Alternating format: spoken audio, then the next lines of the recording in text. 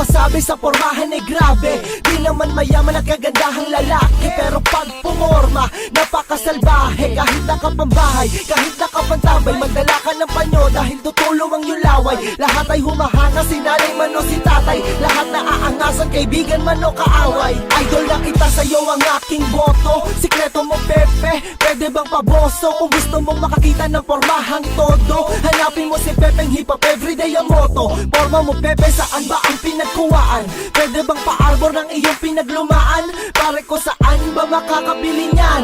Pwede bang ituro mo naman ang daan? Sa kanyang porma, gusto mo rin mapansin ang iba sa ating kasumangman. Sama na sa isang porma, nakatopak rin naghihintay, wag ka nang magtubili.